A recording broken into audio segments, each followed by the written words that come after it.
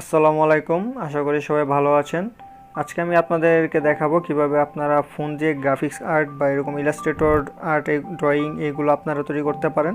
আপনার যে কোনো প্রোডাক্টের স্কেচ বা যে কোনো কিছু ড্রয়িং এবং নিজেদেরকে স্কেচও আপনারা তৈরি করতে পারবেন। তো কিভাবে ফোন দিয়ে এগুলো করা যায়, তো সেটাই আজকে আপনাদের সাথে শেয়ার করব।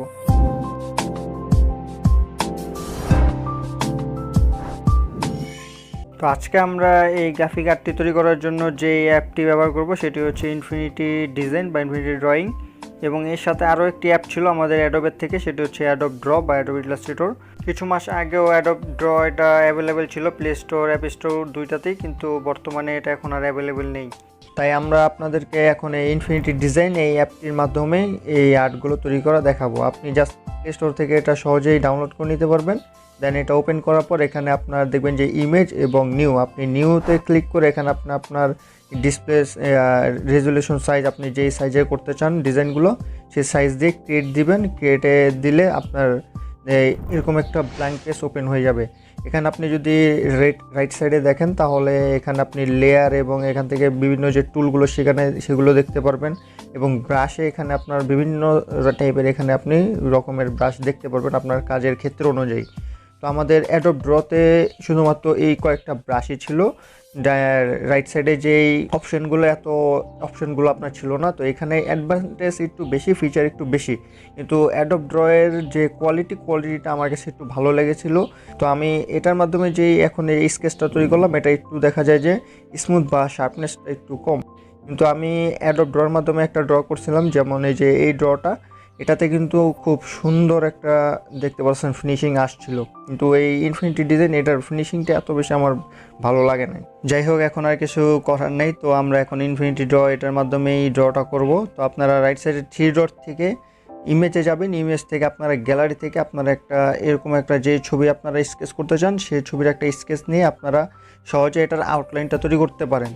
বা আপনি যদি এরকম কোনো ছবি ছাড়া যদি আপনি নিজে ফ্রি হ্যান্ড ড্রয়িং করতে চান তাহলে সেভাবে করতে পারবেন। আপনার যে এরকম ব্ল্যাঙ্ক পেজ, সেটা আপনি জাস্ট একটা লেয়ার নিয়ে নেবেন, সেই লেয়ারে আপনি সুন্দরভাবে জাস্ট এই ড্রটা আপনি ফ্রি হ্যান্ডভাবে যেভাবে আমরা খাতা কলমে আগে ড্র করতাম সেভাবে আপনি জাস্ট সুন্দরভাবে আপনি ড্র করে নিতে পারবেন।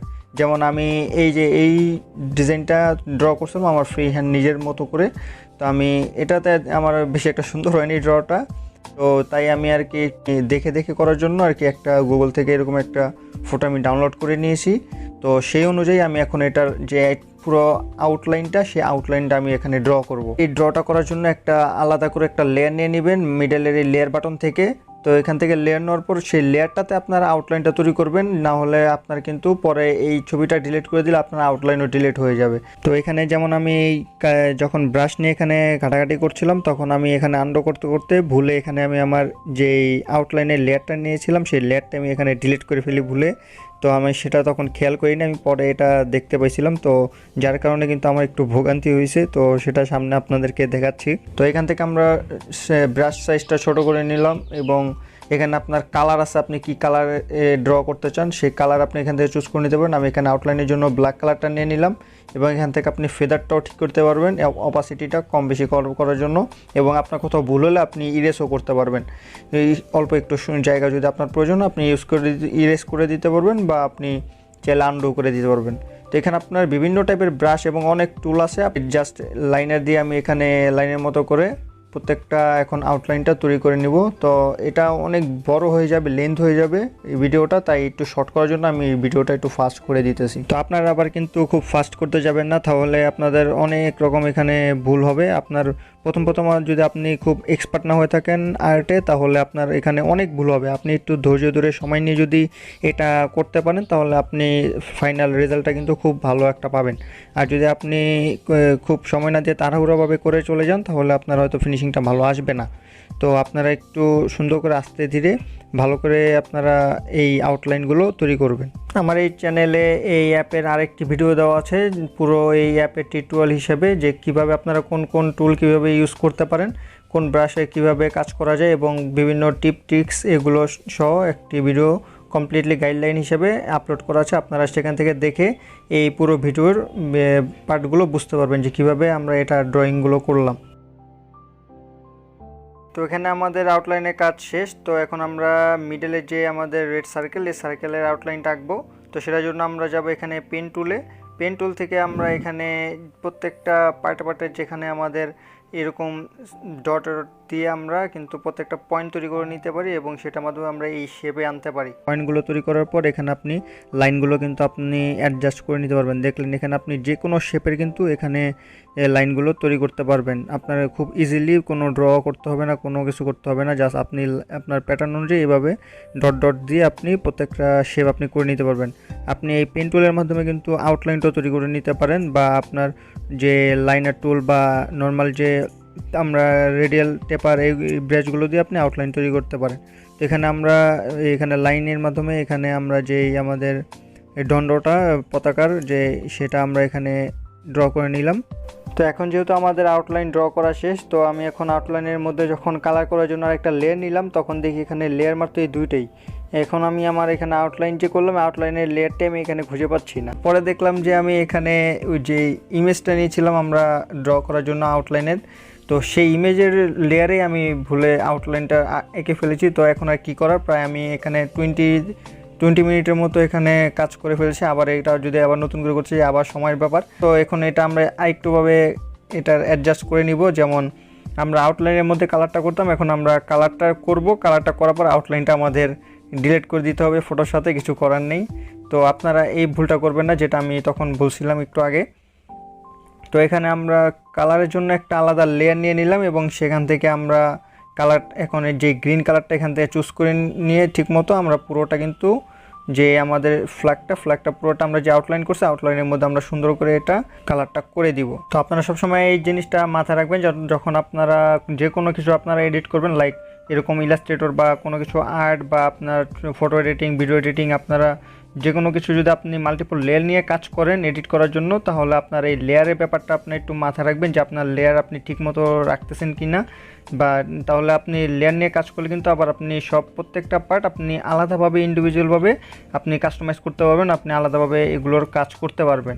তো এই হলো লেয়ারের একটা সুবিধা, কিন্তু লেয়ারের এই ব্যাপারগুলো আবার একটু মাথায় রাখতে হয় যেন এরকম উলটপালট না হয়ে যায় আর কি।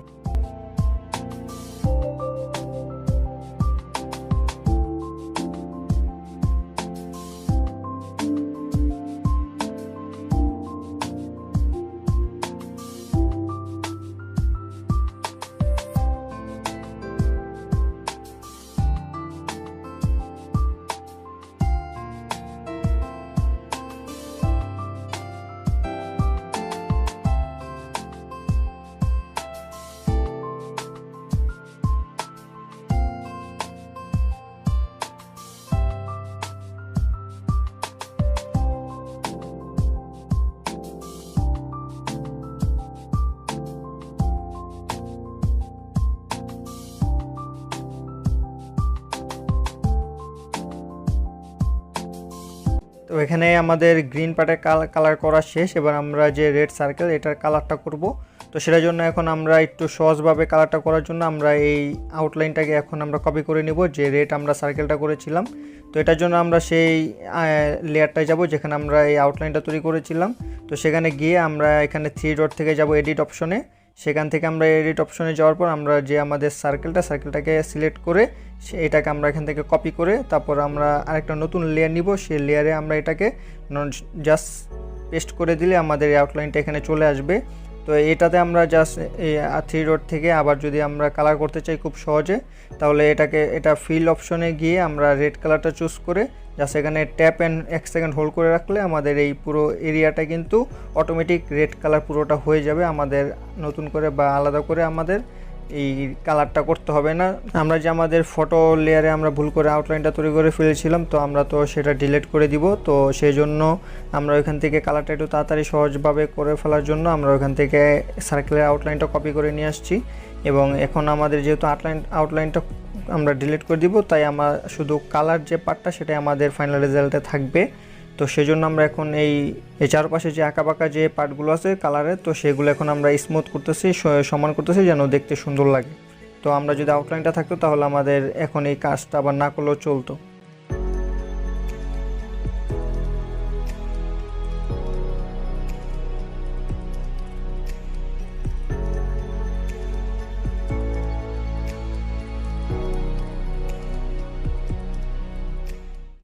এখন এখানে আমাদের পতাকার যে কালার, সে কালার করা আমাদের কাজ প্রায় শেষ। তো এখন আমরা আরেকটা কাজ করতে পারি। আমাদের যেহেতু এই পতাকা শেপটা আমাদের উঠতেছে বা বাতাসে ফ্লাই করতেছে, তো সেই জন্য আমরা এটার একটু কালার শেডিং করব। এখানে অরিজিনালটা দেখতে পাচ্ছেন যে কালারে একটু শেড আছে, হালকা হোয়াইট পার্ট এবং একটু ডিপ পার্ট। তো এখন আমরা সেই শেডিংটা করব। আমরা আরেকটা আলাদা লেয়ার নিয়ে সেখানে আমরা একটু অপাসিটিটা কমিয়ে, একটু স্যাচুরেশন লেভেলটা কমিয়ে আমরা এই কালার অনুযায়ী যেন দেখতে একটু সুন্দর লাগে, রিয়েলিস্টিক লাগে, তো সেই জন্য আমরা এখন এই শেডিং পার্টটা করতেছি। তো এই শেডিং পার্টটা একটু কমপ্লিকেটেড। তো এটা যদি আপনারা কালার গ্রেডিংটা সুন্দরভাবে একটু করতে পারেন যে কোনো আপনার আর্টের ক্ষেত্রে, তাহলে আপনার কিন্তু খুব ভালো একটা রিয়েলিস্টিক লুক আপনি দিতে পারবেন। এখানে আপনি শেডিংটা যত একটু সময় নিয়ে সুন্দর করে করবেন, তত আপনার রেজাল্ট ভালো হবে।